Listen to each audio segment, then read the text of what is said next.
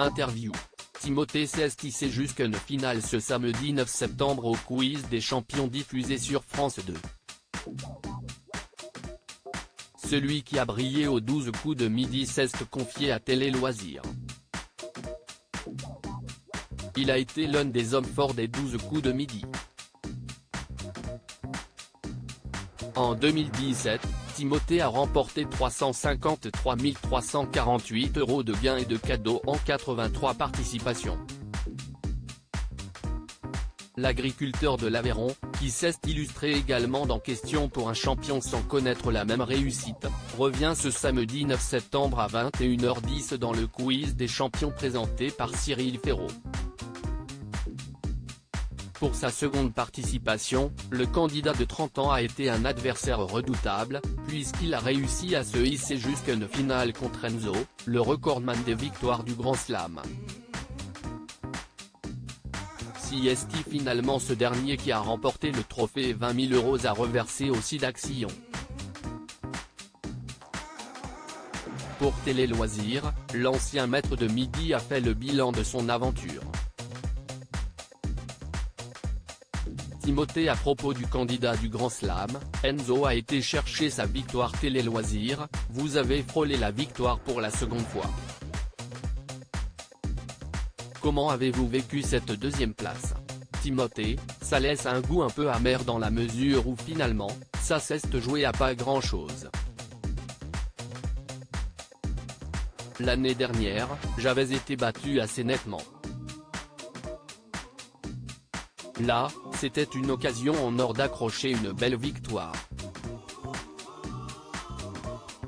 Mais avec un petit peu de recul, je suis content d'être arrivé jusqu'à une finale. C'est un jeu où il y a du niveau avec des candidats qui ont tous une très grosse culture générale. Qu'est ce qui vous a manqué selon vous? Il y avait des réponses sur certaines de mes questions que j'aurais pu avoir en réfléchissant mieux. Parfois, il y a un peu de chance sur le tirage des questions.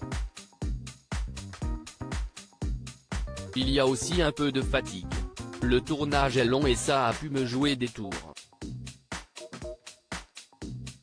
Mais Enzo a fait un très beau parcours de la première à la dernière manche. Il a été chercher sa victoire et il l'a totalement méritée.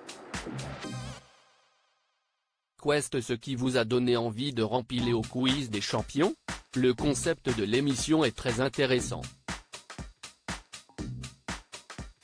Ça m'a permis de rencontrer des candidats d'autres jeux télé et de me confronter à eux. Les manches sont variées aussi. Il y a tous les ingrédients pour passer un bon moment aussi bien du point de vue des candidats que des téléspectateurs.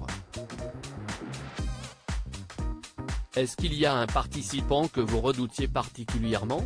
Parmi ceux que je connaissais, il y a Paul, El Rarat, note de la rédaction, que je redoutais particulièrement parce qu'on s'est déjà croisé.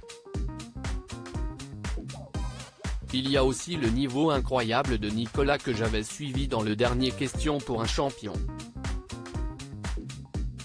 Mais dans ce jeu, il n'y a pas de candidat vraiment inférieur. Timothée revient sur le combat des maîtres, les 12 coups de midi, l'aspect compétition passe au second plan. Est-ce que vous aviez suivi une préparation au quiz des champions? Pour être honnête, non, je n'avais pas trop le temps.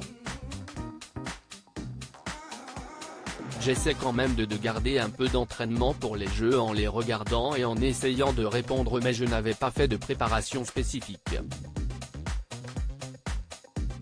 Vous êtes aussi revenu cette année dans le combat des maîtres qui rassemble les grands champions des 12 coups de midi.